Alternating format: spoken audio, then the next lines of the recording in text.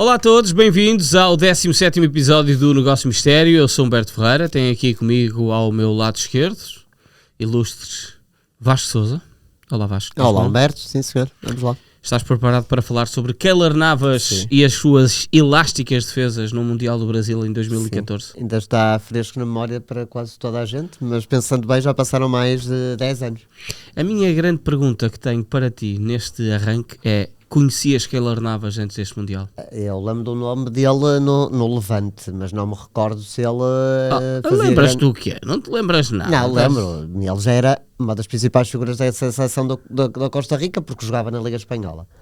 Mas jogava num clube modesto e eu não tenho ideia se ele no Levante foi extraordinário ou não.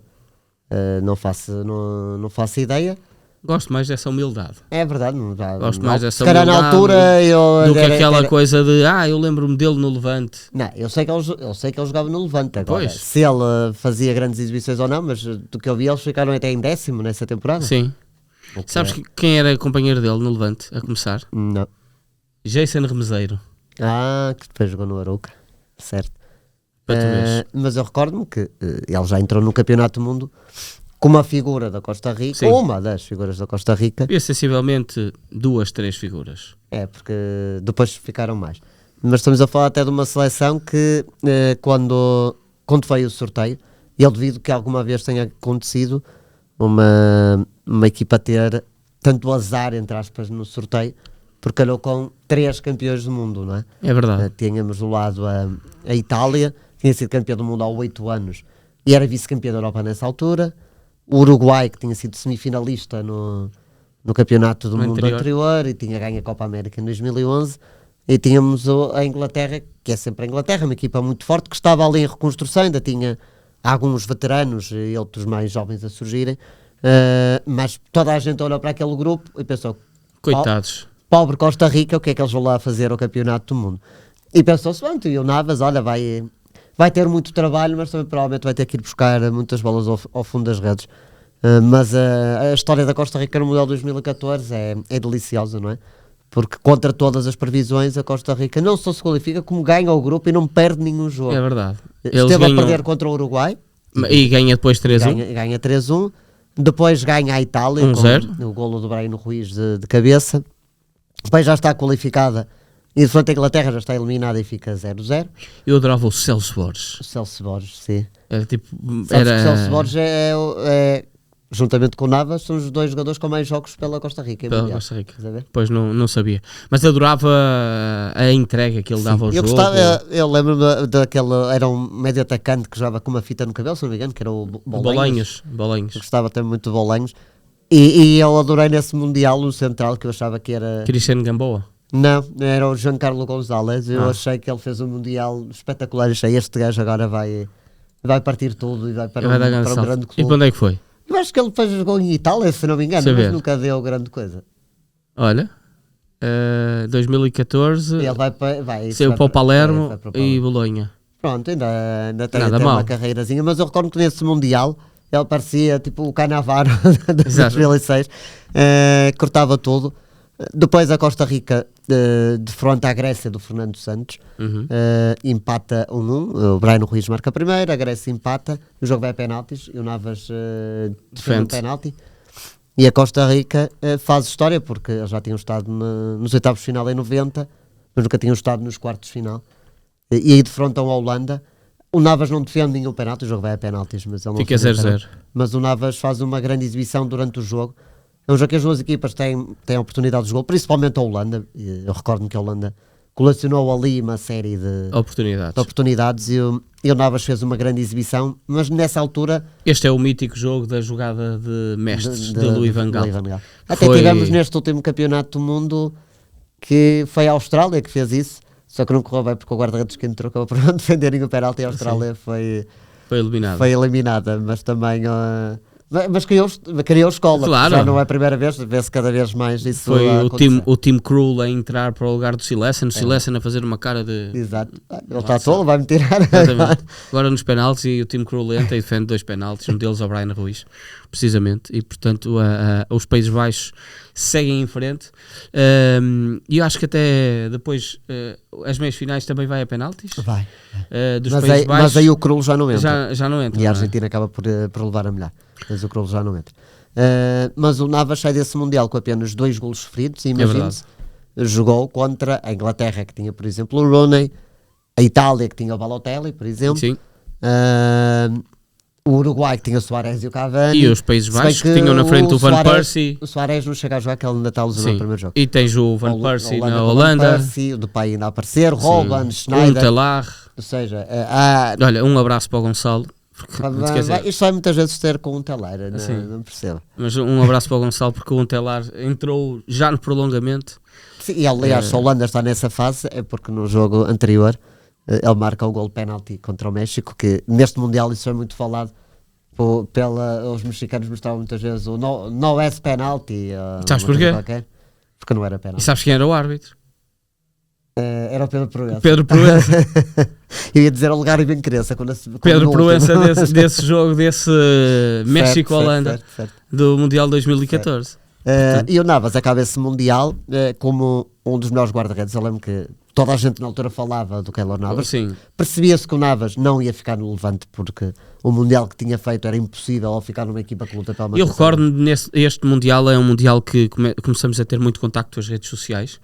E o Levante começou a partilhar vídeos do Keylor Navas e a sua preparação para este Mundial.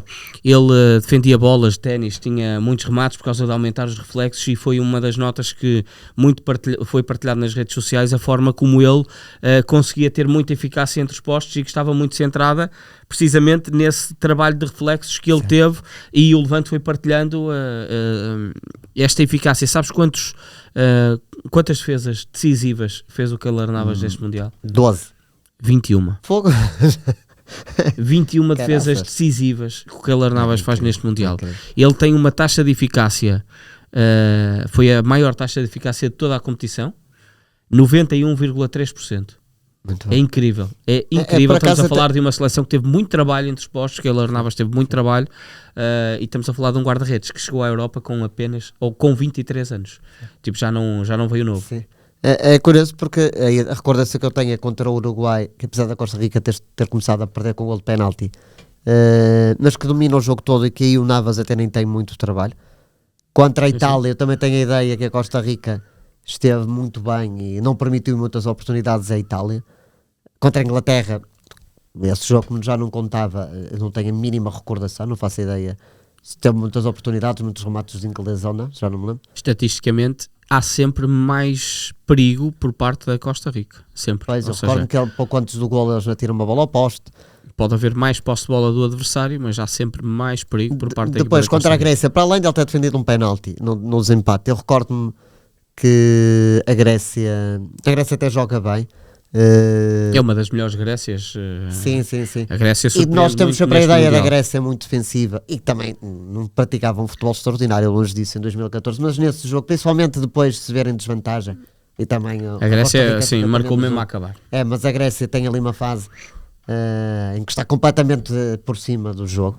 Já não me recordo novamente se o Navas fez ou não muitas defesas. Contra a Holanda lembro perfeitamente. Não, contra a Grécia faz uma exibição estelar.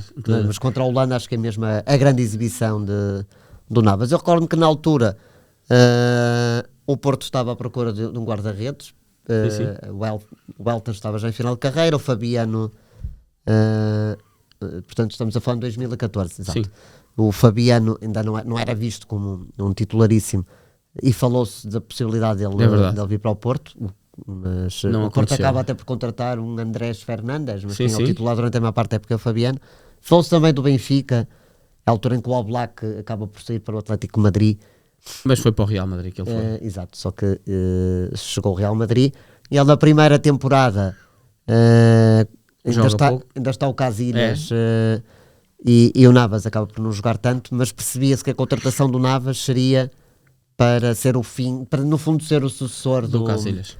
O Casillas no ano seguinte aí sim veio para o Porto. O Navas ganha a titularidade indiscutível e ganha 3 Ligas dos Campeões consecutivas, sempre como titular do Real Madrid. E todos nós nos lembramos do Real Madrid na Champions. Ganha muitas vezes, mas quando vamos ver os resumos, muitas vezes não dominam assim tanto os jogos. E tem ali momentos em que as coisas podem correr mal, e o Navas foi decisivo para o Real Madrid em vários anos. Em 2018, depois, aliás, ele depois ainda participa também no Mundial de 2018, sim, a Costa Rica não faz grande coisa, mas ele até está também muito bem. Ele vai também a 22, também vai ao Mundial de 22. Em 2018 ele ainda faz uma grande exibição contra o Brasil, é um jogo que o Brasil só marca, ganha 2-0, mas só marca muito perto do fim, e até lá o Navas está muito bem. Mas depois desse Mundial o Real Madrid contrata o Courtois, que foi considerado o melhor guarda-redes desse Mundial, e o Courtois e o Navas começa a perder algum protagonismo. Tem a ideia que numa fase inicial que ainda joga mais ou menos, sim, mas é depois quando ele vai para o Paris Saint-Germain no ano a seguir e chega logo à final da Champions logo na primeira temporada. É um guarda-redes que consegue estar em 4 finais da Liga dos Campeões em 4 finais em 5 anos, o que é incrível. E ainda joga pois ele no Pumas do México. Agora a Costa Rica já não foi ao último campeonato do mundo, ficou atrás do Haiti no grupo, quem diria, não é? Exato. Este declínio, estamos a falar em 12 anos, e que o Navas acompanhou esses 12 anos e passa de quase chegar às meias finais, não é? Porque a Costa Rica chegou a... Sim, mas nestas seleções por vezes acontece isso, porque os valores individuais são relativamente poucos para o trabalho que uma seleção mas aqui é uma queda muito abrupta, que é quase lutar. Uma coisa é, pronto, olha, passou aos oitavos finais, claro. Que é, tu estás a lutar, estás nos penaltis para poder chegar às meias finais no Campeonato do Mundo, e 12 anos depois, no Mundial ainda alargado, com 48 equipas, não está presente. Não consegues a qualificação. Ele nesta altura tem 39 anos e de facto fez o Mundial de 2014 absolutamente notável, e a partir daí mostrou toda a sua qualidade também no clube. Foi literalmente um guarda-redes que brilhou muito no Mundial, ganhou protagonismo depois para evidenciar-se também nos clubes, e teve, quer dizer, quem está, a quantidade de anos que está no Real Madrid, 5 épocas no Real Madrid, 5 épocas no Paris Saint-Germain, é de facto tenho a ideia que, brutal. Eu não sei se tu concordas, que o Navas nunca teve o reconhecimento. Não, concordo plenamente contigo. Quando se falava nas listas dos melhores guarda-redes do mundo, ele nunca aparecia. Quando pensas, bem, ele é o titular do Real Madrid, 3 vezes campeão da Europa, e depois vai para o PSG. Não é um guarda-redes com boa imprensa. É isso. Não é de todo. E para mim é um dos guarda-redes que está efetivamente entre os melhores de sempre do Sim, pelo menos na última década ele tem que estar nos baixos e meios melhores guarda-redes. Mas quando tu vês listas, ele não ganha, aliás, ele não ganha o título de melhor guarda-redes deste Mundial porque o Neuer, que muda todo o paradigma do futebol neste Mundial. Aliás, esse Mundial é muito famoso pelos guarda-redes, já falamos o aqui Ochoa, também. Há o Neuer, o Tim Krul, que falamos agora também. O Tim Howard, que faz o recorde de defesas num só jogo. É um Mundial que é conhecido também pelos guarda-redes. Exatamente. E Portugal não teve um guarda-redes que tenha destacado, mas utilizou os 3 guarda-redes nesse Mundial. torneio. E foi a falar de Keylor Navas que falamos e tivemos neste Negócio Mistério. Vamos ter o último dentro de 2 dias desta 6ª temporada.